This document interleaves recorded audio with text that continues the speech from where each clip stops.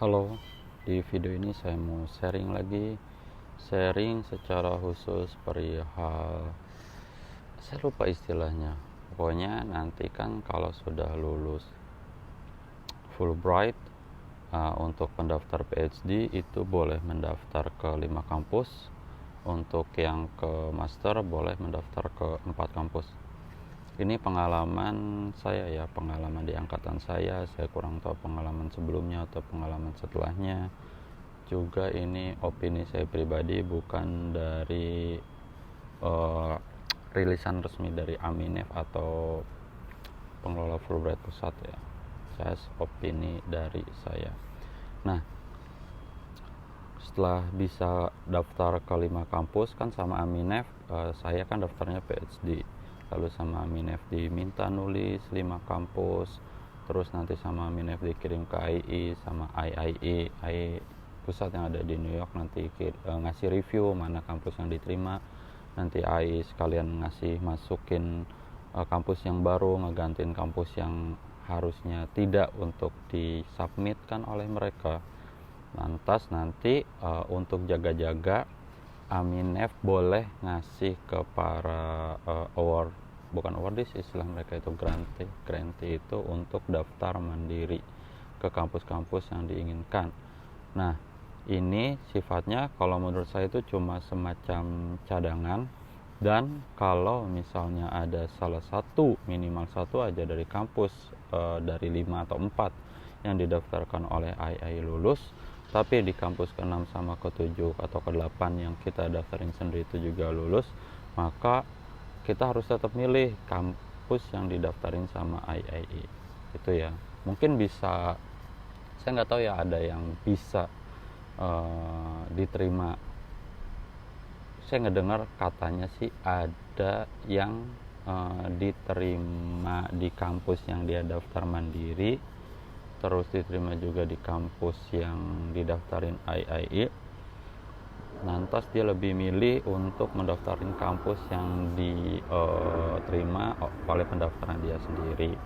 Tapi prosesnya itu bagaimana saya kurang tahu. Ini benar apa enggak juga saya kurang tahu ya. Tapi jalur yang seharusnya adalah, kalau seperti yang tadi saya bilangin, bahwa kalau diterima sama satu kampus aja yang diterima sama IAI, tapi diterima juga kampus yang daftar mandiri, maka tetap aja harus menerima kampus yang didaftarin sama IAI gitu ya. Jadi karena sifatnya ini mandiri, maka cari aja kampus-kampus yang rankingnya itu di bawah-bawah kampus yang didaftarin sama IAI yang udah kita pilih sebelumnya. Nah, terus cara milih kampusnya gimana? Kalau saya cara milihnya adalah pakai web Aminef, terus nyari tahu gimana kampus-kampus itu, histori kampus itu nerima Fulbrighter dari Indonesia itu seberapa banyak. Jadi kalau kita udah dapetin kampus-kampus seperti itu, kita bisa kemungkinan besar untuk application fee-nya itu di waive, sama juga kemungkinan diterimanya juga jadi lebih besar. Nah, gini caranya saya buka webnya ya. Oke, ini web Aminef-nya. Terus setelah kebuka web Aminef-nya itu, kita cari grantees and alumni. Nah, ini diklik. Terus alumni yang ini nih, yang paling bawah ya. Terus ke Indonesian, klik Indonesians. Terus tunggu sampai muncul halamannya keluar. Kayak ini muncul alumni directory-nya untuk Indonesians. Nah, selanjutnya kalau saya sih nggak milih kategori, nggak milih apa ini, secara umum aja jenis grade-nya atau tahunnya.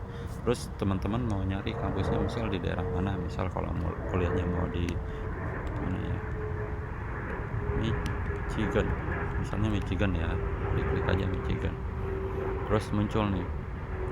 Nah, ternyata lihat nih, ada beberapa kampus di Michigan kayak University of Michigan, Michigan State University, Western Michigan University. Nah, kemarin saya daftar ke Western Michigan University karena yang tadi ya, ini kampus yang tidak begitu saya inginkan, tapi ada jurusannya saya gitu ya, jadi kan buat cadangan aja. Nah, kita cek nih Western Michigan University.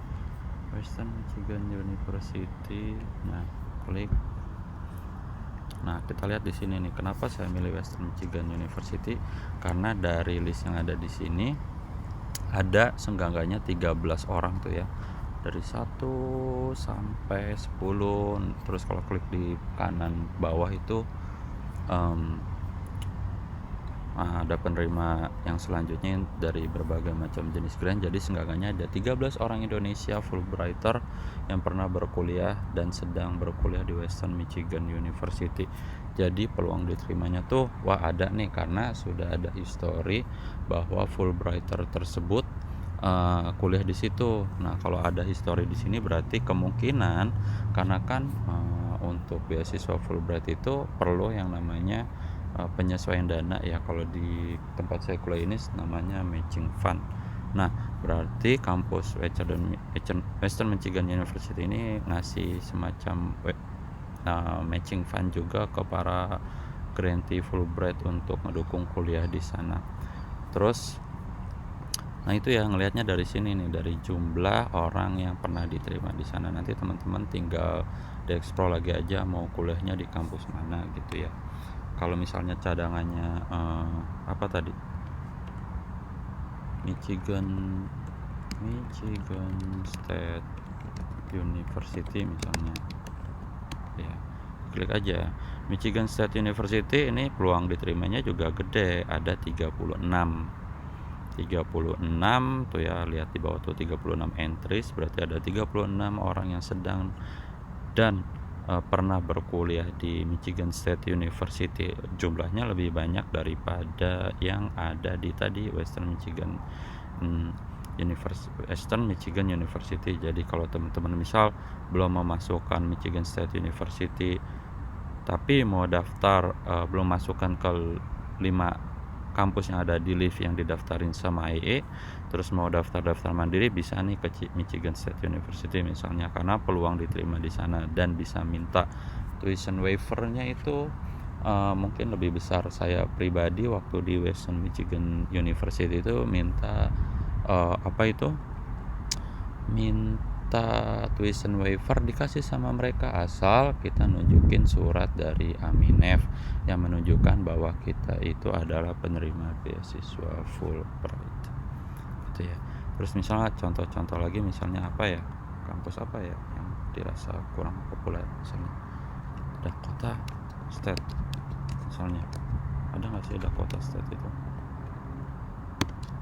Di sini. Nah, North Dakota.